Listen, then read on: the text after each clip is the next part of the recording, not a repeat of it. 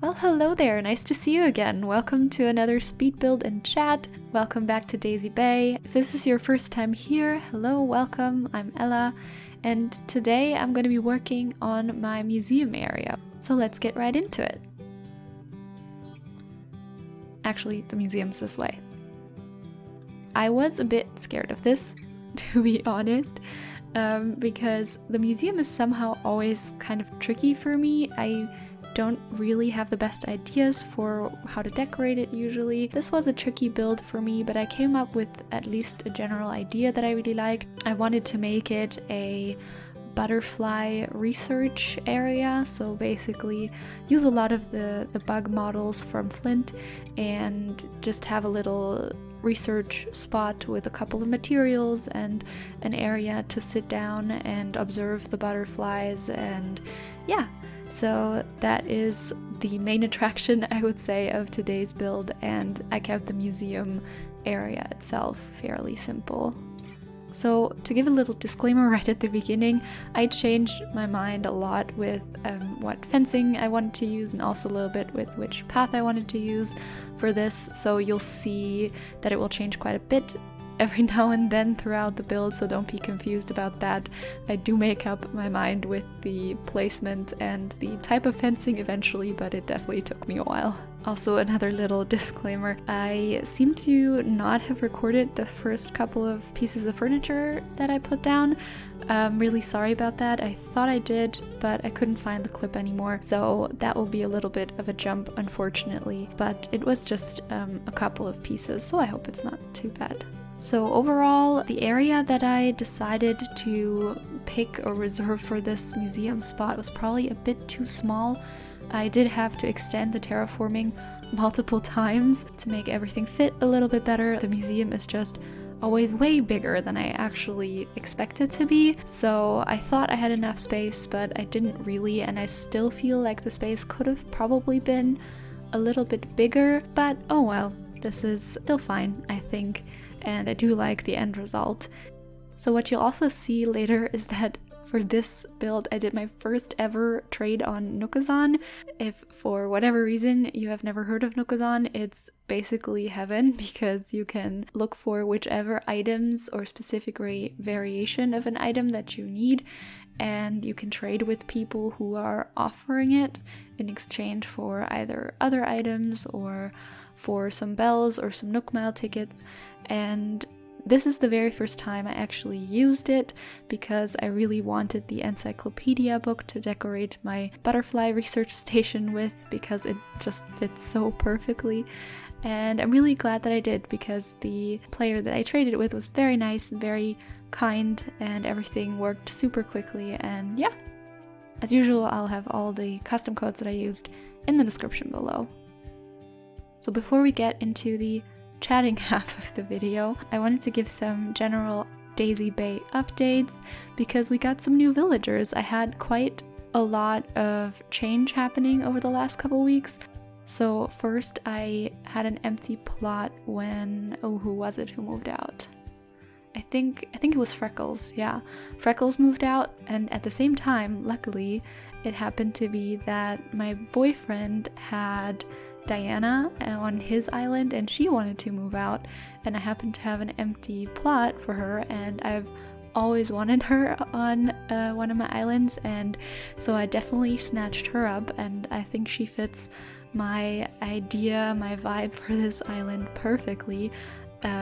She would definitely be the beauty / makeup artist of Daisy Bay. I mean, look at her cheeks, that blush, and that sort of the curve of her eyelashes, or if that's maybe a little bit of eyeliner that she's wearing. It's just, it's everything. So she will, I think, be a permanent resident. And then I also got Stitches from the campsite, which took me only ages to get him to finally agree to stay. I'm not sure how long I'll keep him, if I'll keep him permanently. I haven't really made up my mind yet, but I wanted to invite him for now because he's just so cute, and I couldn't just let him leave again without staying on the island, at least for a little while.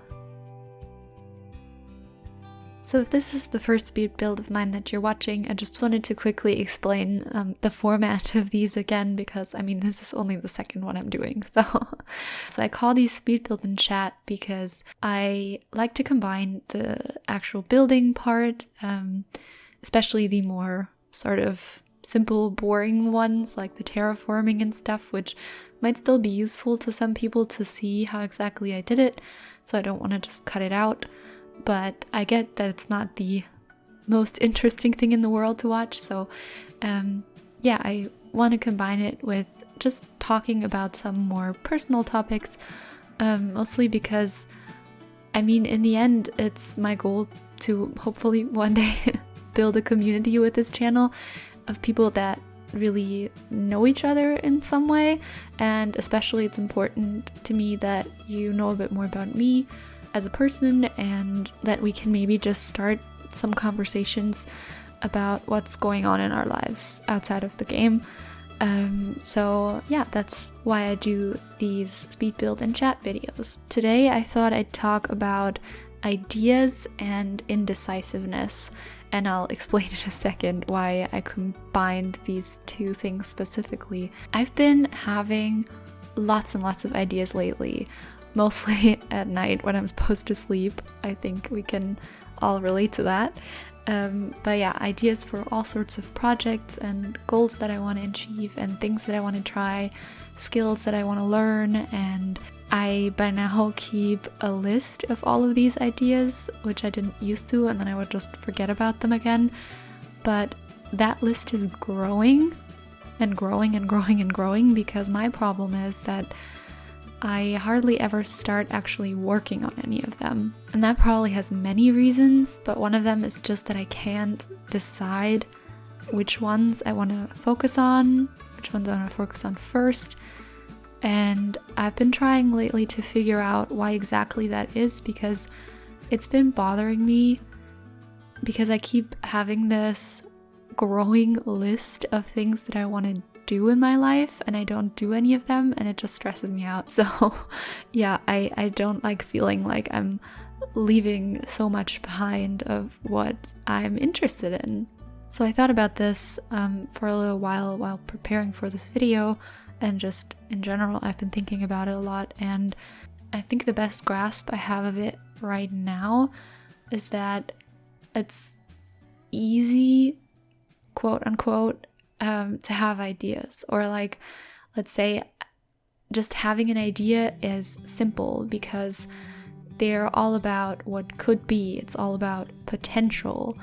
Nothing's happened yet, nothing's been done, or nothing's been messed up yet, you know? It's all about something that could be great, that could be amazing. And the moment you have the idea, most of the time you don't really know exactly how much hard work and dedication will probably be necessary to make that idea happen, especially with bigger ones or bigger goals, long-term goals. You just, in that moment, all you have is the enthusiasm of wanting to do it, and not really being confronted yet with the reality of what actually doing it requires, or what you need to put in to get something actually out of this idea that you had. So an idea itself really doesn't yet offer any opportunity for failure, you know? You just had an idea, and it, as long as you don't start working on it, it could be amazing, it could be great, it could be perfect, and it only has the potential to fail or to not succeed once you actually start the process of trying to make it happen. Like, once you sit down and actually put in some work, start the process of learning a new skill or whatever it is that you want to do, that's when you can get the feeling like, okay, this is actually harder than I thought it was, and this could not succeed. And that, for me specifically, is, I think, the hardest part, because I have this whole thing with trying to avoid failure at all costs, which is really like an issue for a whole other video. But yeah, that's why I think I've been struggling a lot with actually working to make ideas that I have come to life. And actually, it was kind of the same thing for me when I thought about starting this channel. I was so excited at the idea stage. And I have been having a lot of fun, actually, making my ideas for videos and stuff happen.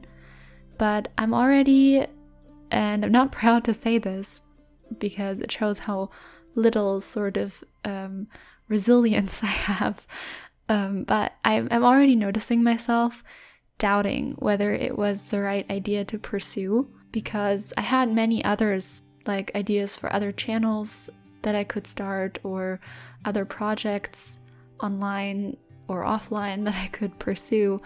And yeah, so starting this channel was just one of many ideas, and now I'm starting to wonder, oh, maybe one of the other ideas would have been better, because obviously so far it's not really going all that well yet. I'm still very much in the beginning stage of wondering if anyone will ever even hear what I'm blabbering on about right now. But yeah, so I'm at this stage right now where I made an idea into an actual process, and this process is now very much under evaluation. Like, how's it going? Is it going anywhere at all?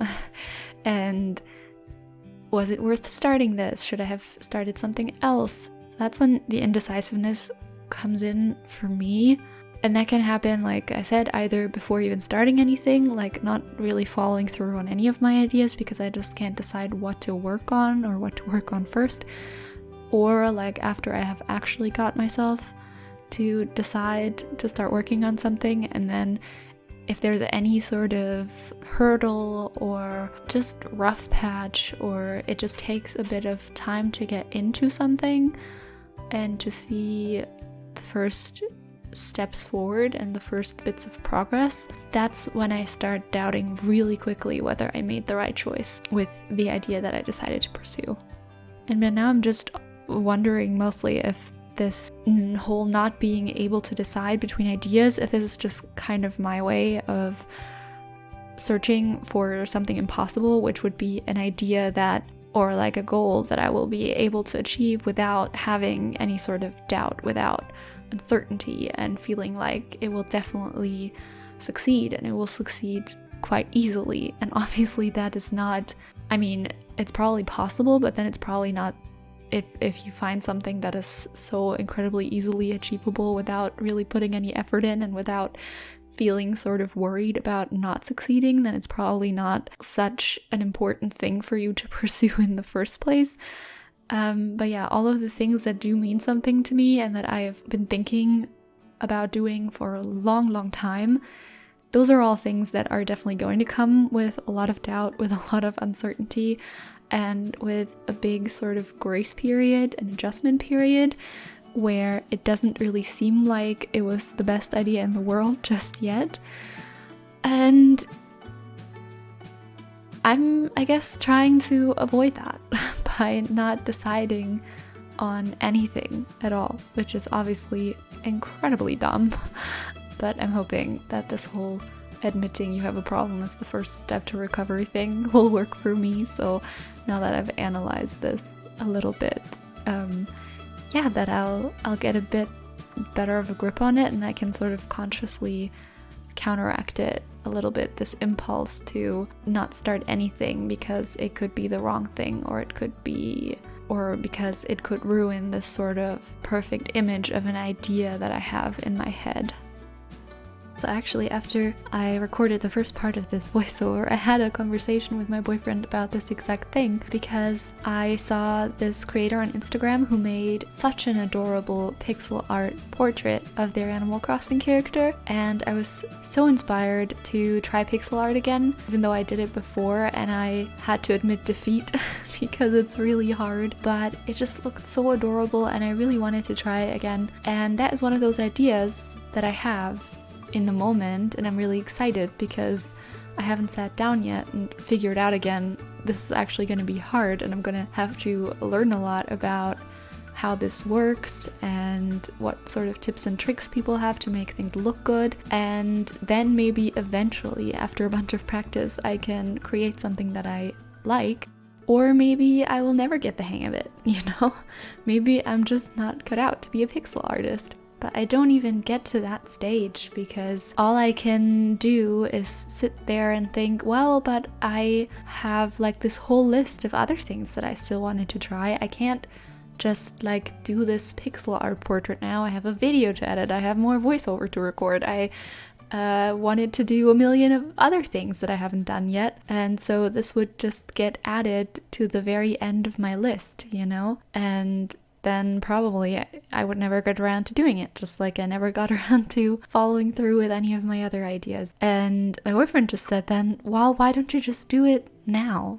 Or like, well, we were just about to have dinner, but now as in after dinner, or after you're done editing your video, or, you know, just do it once you have the impulse. And I guess that's probably the best strategy. Only problem is when you have the impulse in the middle of the night. But I mean, if you have a moment in your day, no matter when that is or how long that is, maybe it's a good thing to make a point of keeping like half an hour a day or an hour a day free for ideas that you had either throughout the day or maybe the night before, you know, just like, okay, I had this idea and I'm going to do something about it right away. I think I heard something like that before somewhere, like somebody saying that if we don't act on our ideas within the first 48 or 72 hours, I'm not sure, that if we don't do that, we won't do anything about it at all. So if we don't act on plans or ideas or intentions very soon after having them, then they're just gonna get buried under everything else that's going on. And that makes a lot of sense to me when I look at myself and how I carry around this graveyard of past ideas that never got to see the light of day. So that might be another aspect to consider. But as you can tell, I'm just really trying to figure this out as I do this voiceover. Like, I'm just enjoying it because, and I think this is partially why I wanted to bring this sort of more philosophical element, if you will, into these videos, is that I just like thinking about this stuff. I like reflecting on these things, and I like doing that with other people, or like hearing other people's reflections of how something affects their life or how they've perceived a certain behavior in themselves or whatever. Yeah, I just like that, and I think it's important. And for myself, I know I have plenty of things to figure out, and just coming up with these conversation topics and actually thinking about them and thinking about what I would want to say about them in a video, I think it helps me sort of gather my thoughts on things. It also sometimes adds new thoughts, like new perspectives on things. And aren't those always important?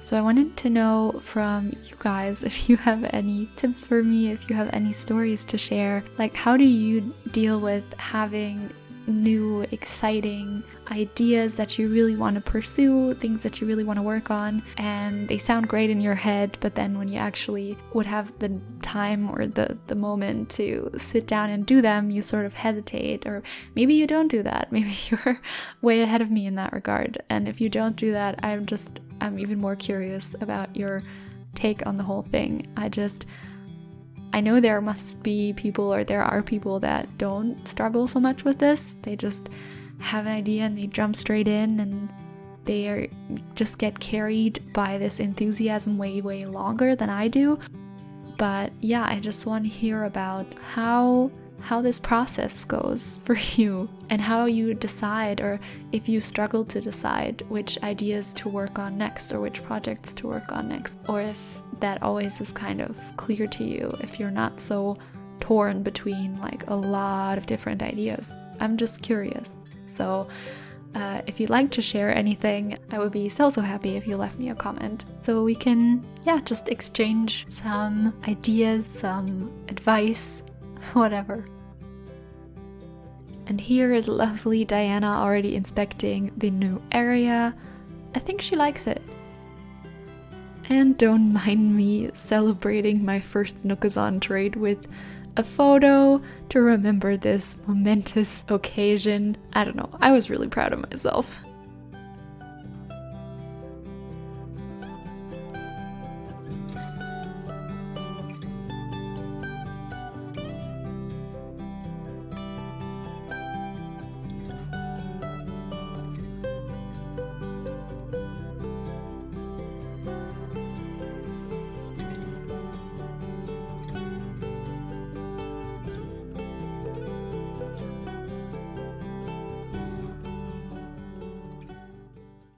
So here we are, we're all done.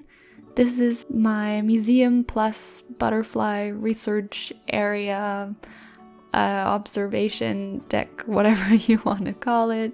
I hope you had fun watching. I had a lot of fun building this, even though I did struggle quite a bit making up my mind of what I wanted to do, but I'm really excited to keep going with the island. I hope you'll be back for the next speed build. I look forward to hopefully reading some comments from you, telling me about your experience with shiny new ideas and how to actually make them a reality. But for now, I'll say goodbye, and thank you for everyone who made it to the end of the video. Thank you for liking and subscribing, and I'll see you very soon with the next video.